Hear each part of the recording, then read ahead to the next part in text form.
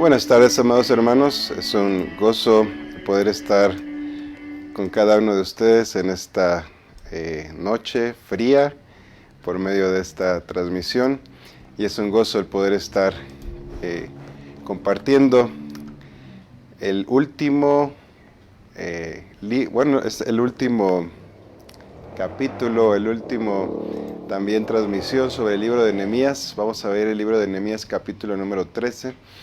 Y en especial, hermanos, en estos días donde el Señor nos ha mostrado que son días de preparación, donde nos ha mostrado que son días para lo que sigue, para la última generación que tenemos la oportunidad de poder estar. Creo que debemos de prepararnos, debemos de creerle al Señor y debemos de estar listos para lo que el Señor nos quiera hablar a cada uno de nosotros. Me gustaría empezar con el capítulo número 13, versículo 1. No vamos a ver todos los versículos, pero voy a estar viendo algunos de ellos. Me gustaría comentar algunas cosas que creo yo son importantes de este capítulo número 13.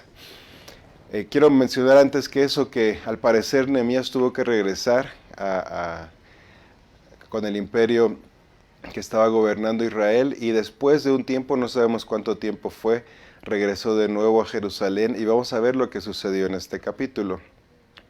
Versículo número 1 dice: aquel día se leyó en el libro de Moisés, oyéndolo el pueblo, y fue hallado escrito en él que los amonitas y moabitas no debían entrar jamás en la congregación de Dios, por cuanto no salieron a recibir a los hijos de Israel con pan y agua, sino que dieron dinero a Balaam para que los maldijera. Mas nuestro Dios volvió la maldición en bendición. Cuando oyeron pues la ley, separaron de Israel a todos los mezclados con extranjeros. Y esta, hermanos, es una ocasión histórica. Vemos que los hijos de Israel remueven a los amonitas y a los moabitas de la congregación. Y esto es algo que me gustaría mencionar sobre lo que está mencionando este capítulo, hermanos. ¿De dónde salió Amón y de dónde salió Moab? Ellos son la herencia fatal de Lot. Recordamos a Lot. Fíjense que lo único que sabemos, o lo poco que sabemos de Lot en la Escritura, es que Lot es catalogado como un hombre justo. Un hombre justo, pero que tomó decisiones fatales que impactaron no solamente su vida, la vida de su familia, sino la vida de generaciones que fueron después de él. Estamos viendo cómo hasta ahorita tenemos problemas y situaciones con Moab. Y si recordamos un poco, hermanos, la historia de Lot, Lot elige una planicie cuando con Abraham tenía muchos problemas con sus ganados, y Abraham le dice: no es bueno que peleemos, vamos a separarnos. Entonces Lot levanta sus ojos, dice que ve una llanura, una planicie bien irrigada, que era precisamente donde se ubicaba Sodoma, y en lugar de preguntarle a Dios cuál era su voluntad, cuál era su propósito, él decidió ir a Sodoma. ¿Y qué fue lo que sucedió ahí, hermanos? Él perdió no solamente sus bienes, porque cuando vino el juicio de Dios sobre Sodoma, Lot perdió absolutamente todo, también perdió su esposa, y no solamente eso, sino que por medio de incesto, sus hijas tuvieron hijos donde proceden las naciones de Moab y Amón. Y aquí yo subrayé en mis notas esto, y lo quiero leer textualmente de mis notas. Dice: Lot no tuvo nada más que el testimonio de ser un hombre justo, pero él fue un hombre justo que sirvió a Dios en el lugar equivocado. Quiero repetir eso. Fue un hombre justo que sirvió a Dios en el lugar equivocado. Así que, hermanos, tomemos nota de esto y con temor y temblor sirvamos a Dios en el lugar que Él determine para nuestra vida, porque solamente así, solamente si hacemos eso, vamos a recibir recompensa de lo que Dios nos ha asignado y al estar donde Él nos ha puesto. No llegaremos a la meta si tratamos de cumplir el llamado de alguien más o en un lugar al que Dios no nos ha llamado. No me olvido las palabras del Evangelio en los Evangelios, donde se nos muestra cuando muchos en aquel día le van a decir: Señor, Señor, en tu nombre hicimos, y empiezan a enumerar muchas cosas que hicieron. Y Jesús les va a decir: no los conozco. Si recordamos la historia de Lot, él fue salvo, hermanos, por la intercesión de Abraham, que era su tío. De no haber sido por Abraham, tal vez Lot hubiera muerto con todos los de la ciudad. Entonces, esto es una de las cosas importantes que quiero rescatar de este capítulo 3, hermanos. Sirvamos a Dios en el lugar que Él tiene determinado para nuestras vidas. Me gustaría brincar ahora al versículo número 4. Dice, y antes de esto el sacerdote Eliasib, siendo jefe de la cámara de la casa de nuestro Dios, había emparentado con Tobías. Versículo 6, mas a todo esto yo no estaba en Jerusalén. Es lo que les había comentado anteriormente. Al parecer cuando Nehemías se va de regreso con los persas, otra vez el pueblo de Israel empieza a mezclarse y tomando alianzas equivocadas. Y hermanos, la palabra de Dios nos muestra claramente cómo muchas veces el pueblo de Israel, por mezclarse con personas equivocadas, su corazón y el corazón aún de gente sabia y poderosa como el rey Salomón fue inclinado hacia el mal por estas alianzas equivocadas. Veamos cómo en el versículo 6 que Jeremías no estaba ahí porque en el año 32 de Artajerjes, rey de Babilonia, fui al rey, dice, y al cabo de algunos días pedí permiso al rey. Y vemos aquí cómo un líder, hermanos, hablando ya sea de un pastor, de un líder de una iglesia o de un padre de una familia, siempre, hermanos, tenemos que estar al pendiente de qué sucede con nuestra casa, con el pueblo del Señor, con aquellos que el Señor nos ha puesto a cargo. También recuerde la historia de Moisés. Moisés cuando sube al Sinaí, de repente se ausenta y el pueblo empieza a tomar malas decisiones y a hacer un becerro de oro, etcétera. Así que debemos de ser vigilantes todo el tiempo para que la voluntad y los mandamientos que el Señor nos ha dejado puedan ser cumplidos. Y una cosa más que sucedía en aquellos tiempos, lo vemos en el versículo 15. Dice, en aquellos días vi en Judá algunos que pisaban en lagares en día de reposo. Y nosotros actualmente no guardamos el sábado como se guardaba en esos entonces, pero nosotros dedicamos al Señor el día domingo como un día en el cual cesamos de hacer nuestras obras y vamos a buscarle a Él, hermanos. Y tenemos que tener en cuenta, una de las razones por las cuales el pueblo de Israel fue llevado cautivo a Babilonia fue porque no guardó el día de reposo. De hecho, los estudiosos han hecho cuentas y por cada día o por cada día de reposo, por cada jubileo que no se guardó, estuvieron un año en Babilonia. Y el Señor nos insta a que nosotros estemos en su casa, hermanos, que le dediquemos ese día al Señor. De hecho, el apóstol nos recuerda en el libro de Hebreos, capítulo 10, versículo 25, donde dice, no dejando de congregaros como algunos tienen por costumbre, sino exhortándonos y tanto más cuando veis que aquel día se acerca. El ir a la iglesia debería de ser un tesoro y un privilegio para cada uno de nosotros.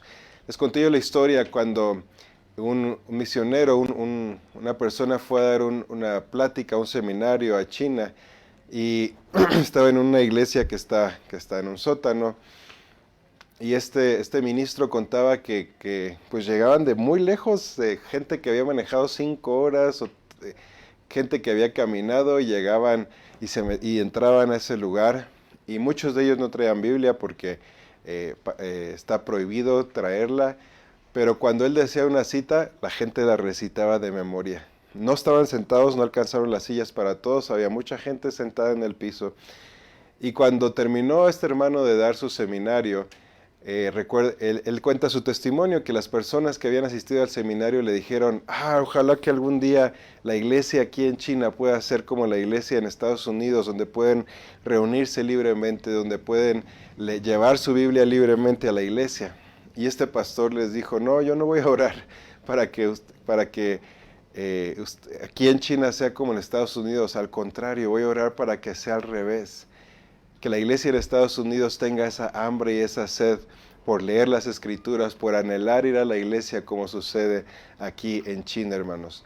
Y eso es algo que nosotros debemos de tener muy en cuenta. Yo entiendo la situación que estamos viviendo, que muchas iglesias están cerradas, que hermanos nuestros están tomando precauciones debido a la situación que estamos viviendo, pero que cuando salgamos de esto, hermanos, si es que esto termina pronto, o cuando estamos en las transmisiones o en nuestros tiempos con Dios, seamos fieles. debería de ser para nosotros un gran privilegio y bendición estar en la casa del Señor. Así que yo los animo a que seamos fieles. No importa si están en una transmisión, no importa si están asistiendo físicamente al lugar, pero seamos fieles a Él. Leamos ahora el versículo 23 y 24.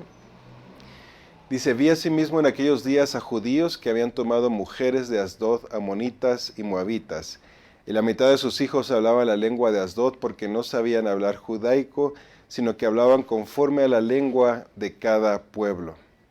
Y hermanos, en la ley de Dios, que la ley que Dios le dio a Moisés, les había dado un mandamiento.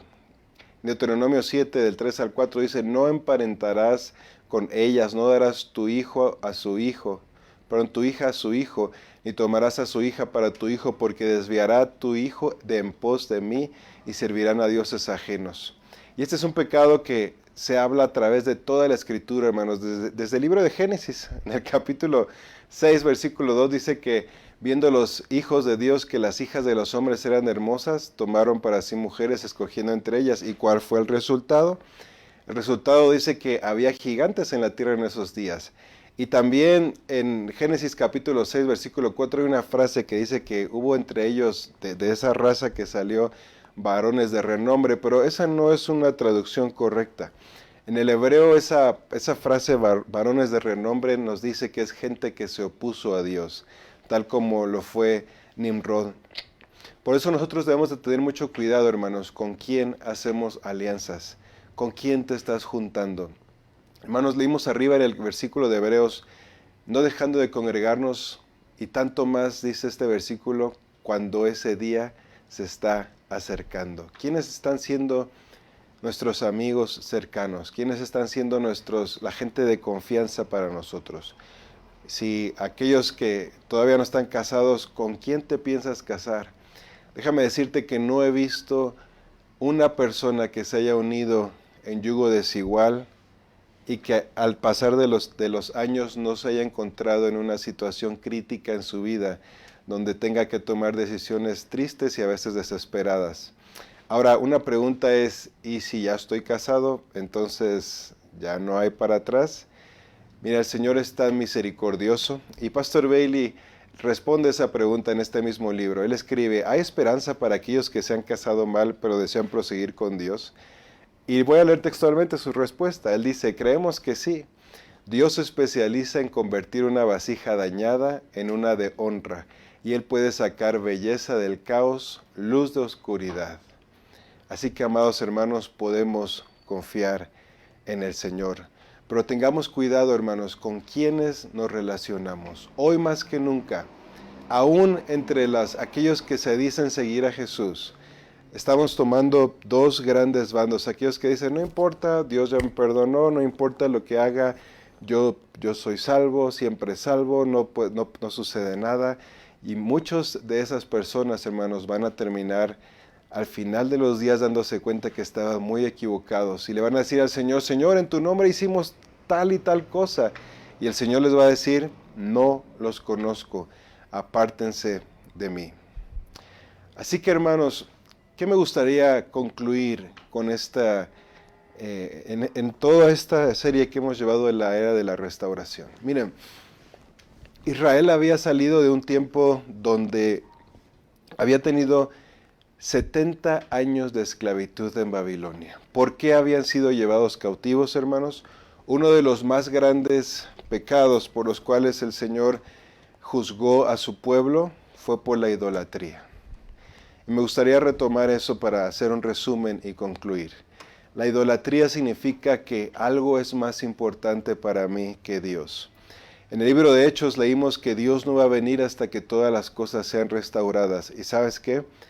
Así como la nación de Israel tuvo que ser restaurada, la iglesia de Dios va a tener que ser restaurada. Mira, otra de las cosas que Dios también, como leímos anteriormente, le recriminó a su pueblo y por lo cual fueron llevados cautivos es que no guardaron sus días de reposo, es decir, no le daban al Señor la importancia de vida a las cosas que Él había dado. Había cosas más importantes para ellos que Dios.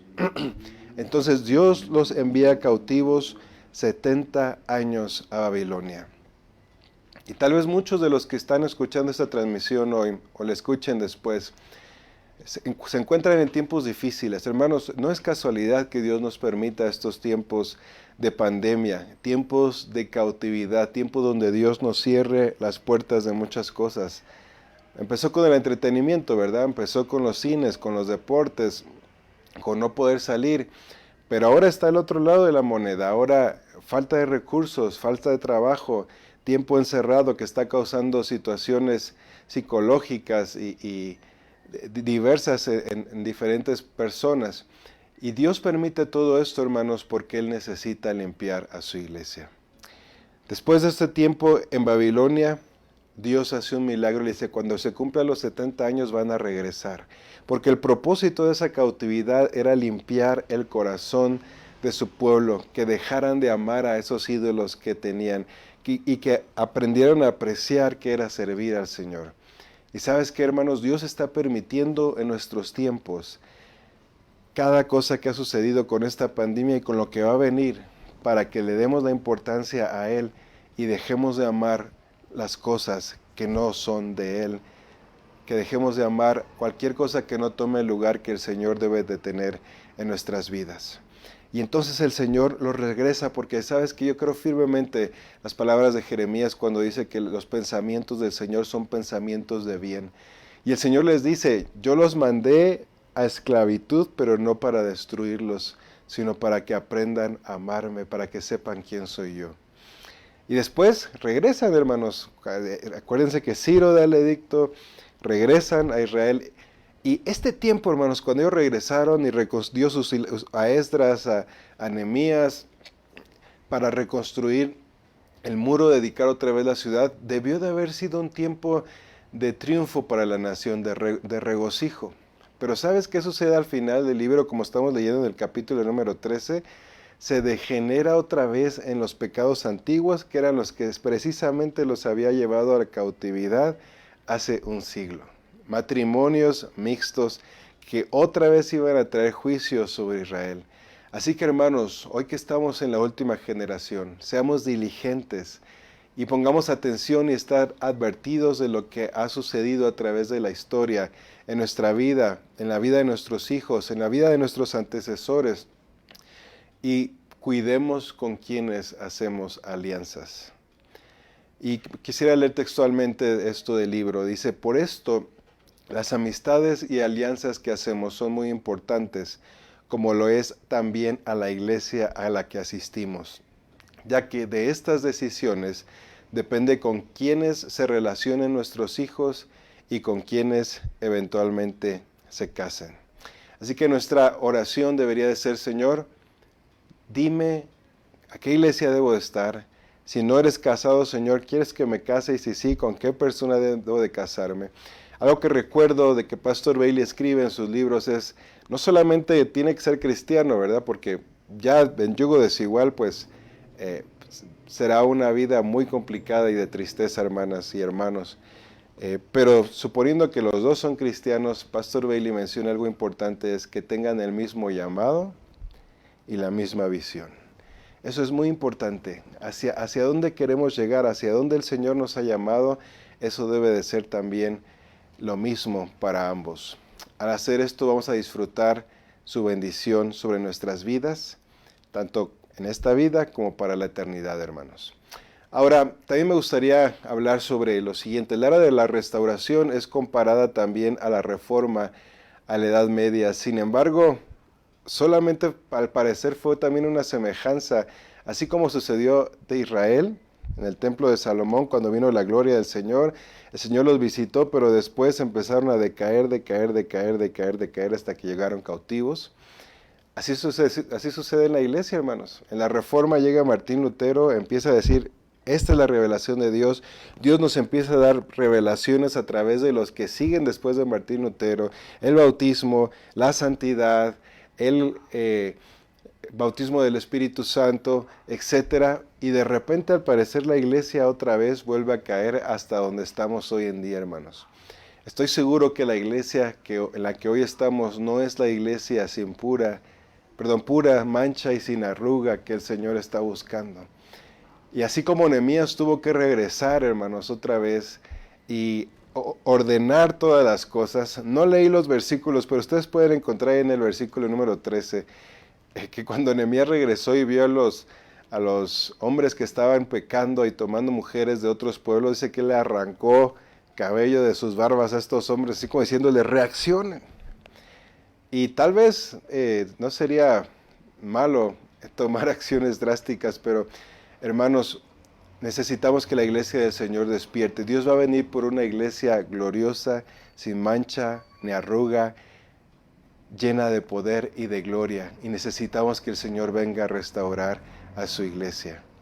Y para concluir este tiempo, hermanos, me gustaría hablar sobre estos dos hombres, Esdras y Nehemías. Y me gustaría compararlos porque tal vez nosotros nos podamos encontrar o identificar con alguno de ellos dos.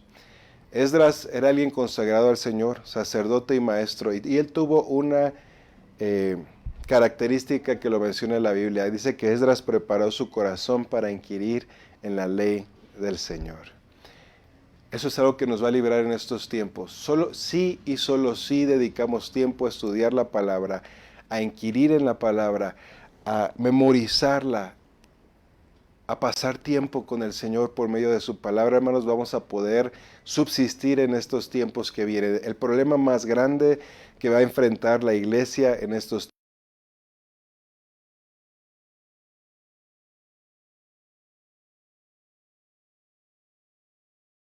tiempos va a ser el engaño. Jesús lo dijo en Mateo capítulo 24. En lo que él menciona es que va a venir engaño, engaño, engaño. Y la única manera de poder estar a flote en este tiempo donde va a venir engaño es cuando que tú y yo tengamos un amor por la verdad. La verdad es Cristo, pero Cristo fue revelado a través de su palabra. Desde Génesis, Apocalipsis, la Biblia tiene una verdad central y esta es que nos habla de Jesucristo. Si a ti te cuesta mucho trabajo leer la palabra de Dios, la Biblia, tenemos hermanos que la han leído, han escrito libros explicando cada cosa que está escrita ahí, y de ahí salen los cursos que llevamos en la congregación. Así que yo te animo a que compres los libros de la Biblia, hay desde Génesis hasta Apocalipsis, tenemos libros de estudio para que puedan ayudarte a comprender y a entender. Así que Esdras era alguien consagrado 100% al Señor, que había inquirido en la ley del Señor y nunca se desvió ni a derecha ni a izquierda de lo que estaba escrito en el libro de la ley. Y se preocupaba porque el pueblo, desde los que pudieran entender hasta los más grandes, escucharan lo que decía la ley. Eso es algo que debemos nosotros también, hermanos, aprender de Esdras. Y ahora me gustaría hablar sobre Nehemías.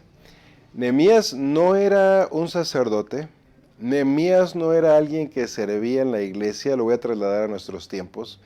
Nehemías era un trabajador que llegó a altos puestos en el gobierno porque hacía bien su trabajo, tenía un buen testimonio, pero él no era alguien que se dedicaba al servicio de Dios del tiempo completo, pero su corazón era un corazón para Dios. Él todo lo que hacía, hermanos, lo hacía para el Señor. Quiero recordar y retomar un mensaje que compartimos hace algunos domingos, donde leímos un versículo que decía, y todo lo que hagamos, sea de palabra o de hecho, hagámoslo como para el Señor. Yo creo que Nehemías era un personaje que cumplió este aspecto, y él absolutamente todo lo que hacía lo hizo para el Señor. Y después, si se acuerdan, llegó su hermano, le contó cómo estaba la situación en Jerusalén. Su corazón se llenó de carga y de decir, es que no puede ser que así esté el pueblo de Dios. Y entonces habló con el rey y él le pide ir por favor a Jerusalén, arriesgándolo todo, hermanos. Y esto lo quiero enfatizar sobre Nehemías. Nehemías arriesgó todo para ir a Jerusalén. Y vienen a mi mente la parábola del tesoro escondido, la parábola de la perla de gran precio, donde gente da todo, absolutamente todo, por el tesoro, por comprar la perla. Nehemías lo dio todo, estaba su vida de por medio. Si recuerdan, el rey le dice, ¿por qué estás triste, Nehemías? Y dice, es que, perdón, rey, no es por ti, no es porque tú me trates mal, o no es porque alguien te haya envenenado el vino y te vayas a morir, no, es por mi pueblo. y arriesgó su vida para ir a ver a su pueblo, hermanos, y para que el nombre del Señor fuera levantado otra vez. Ese debería de ser el deseo de aquellos que quieren ser como Nehemías, que estén dispuestos a darlo todo, pero antes de eso, que hayan sido personas que glorifiquen al Señor en cada cosa que hacen. Yo quiero enfatizar mucho esto, amados hermanos, porque a veces separamos las cosas espirituales y las materiales cuando yo creo firmemente que deben de caminar juntas. Si todo lo que hacemos lo hiciéramos para el Señor, entonces tendríamos lugar de prominencia en nuestros trabajos, en nuestras familias, en nuestros vecindarios. La gente te respetaría, no por quién eres, sino porque el Dios de Israel estaría contigo. Y algo que podemos aprender de ambos, hermanos, es que ambos, tanto Esdras como Nehemías, siempre buscaban llevar a los demás a estar bien con el Señor. Ellos sabían que la clave para que Israel volviera a ser una nación próspera, para que sus vidas fueran prósperas, era que ellos deberían de servir a Dios con todo su corazón. Este era el anhelo del Señor desde el principio, hermanos. En Deuteronomio les dijo, si ustedes obedecen y hacen cada una de estas cosas que yo les he mandado, van a ser mi especial tesoro. Yo los voy a poner como ejemplo a todas las demás naciones. Y las demás naciones van a querer entonces amarme, obedecerme, van a querer saber cuáles son mis mandamientos. Por eso Dios les dio leyes de todo tipo, no solo espirituales, también materiales, también de higiene, etc. Y hermanos, lo mismo quiere hacer el Señor con la iglesia de estos tiempos. Hoy más que nunca yo creo que la iglesia va a ser determinante para los tiempos que vienen. Estamos viviendo un tiempo de elecciones en nuestro país vecino del norte y no sé aún cuál es el resultado, al parecer está muy dividido, pero mi oración es, Señor, levanta a tu iglesia en el mundo entero para que logremos ser la iglesia que tú estás buscando. Quiero leer finalmente el libro, cómo termina el libro de la era de la restauración. Quiero leer textualmente. Esdras fue el sacerdote maestro. Su asidua atención a la ley de Dios y a la preparación de su corazón lograda a través de la oración y del estudio de la ley de Dios le ganaron un lugar de reconocimiento en el corazón de todo judío piadoso a través de las siguientes generaciones. Por tanto, es un modelo apto para seguir para todos los maestros de justicia en la era de la iglesia, especialmente en estos tiempos del fin, cuando Dios se glorificará y hará que su palabra sea honrosa a los ojos de las naciones. Por lo tanto, entreguémonos al estudio diario de la palabra santa de Dios, para que las verdades reveladas allí echen raíces en nuestro corazón y produzcan frutos apacibles de justicia en nuestra propia vida, que podamos enseñar a los transgresores los caminos de Dios, para que los pecadores puedan ser convertidos al Señor, y al hacer volver a muchos a la justicia, brillaremos como las estrellas por la eternidad. Me gustaría terminar recordando también un aspecto no menos importante de la vida de Nehemías y de la vida de Esdras, y esto era que ellos oraban. Una de las claves que creo que va a ser importantísima, crucial para la iglesia en estos tiempos, va a ser la oración, hermanos. Yo les quiero animar a orar en todo momento, en todo tiempo. Miren, yo le comentaba ayer con mi hermano y le dije, hoy le doy gracias al Señor porque yo suelo salir a pasear y a caminar en las tardes y alrededor de 1 hora y media, 2 horas, y decidí hace algunos días a utilizar ese tiempo para orar. Miren, me conecto con el Señor caminando en la calle y no me doy cuenta a dónde voy hasta que de repente reacciono y digo, ay, creo que ya regresé otra vez a la casa de ustedes. Hermanos, es tiempo de buscar al Señor. No importe la situación que estés, la decisión que tengas que tomar, te quiero dar un consejo. Busca al Señor y ponte a orar en todo momento. Un hombre que yo admiro mucho, Smith Wigglesworth, le preguntaron, ¿y usted cuánto ora? Porque era una persona que hacía milagros. Y todos pensaban que iban a decir, no, yo oro tantas horas. Y él dijo, yo no oro más de 5 o 10 minutos tal vez. Y todos se quedaron, ¿cómo? Sí, pero no pasan 15 minutos en que yo vuelva a orar. Y eso significa la comunión que él tenía con el Señor todo el tiempo. En conclusión, hermanos, ¿quieres ser restaurado? ¿Quieres que tu familia sea restaurada? ¿Quieres que tu vida sea restaurada? Porque yo creo firmemente que Dios quiere restaurar todas las cosas, como dice Hechos, tu economía, tu salud, tu familia, tu vida espiritual y prepararte para la eternidad. Yo creo eso firmemente, hermanos, pero para eso debemos de hacer lo que hemos estado estudiando en todos estos capítulos, que yo lo puedo resumir en poner a Dios en primer lugar, que no haya dioses ajenos en tu vida, en cuidar con quién te juntas, tus amistades, y que Él sea el motivo, hermanos, que nos mueva.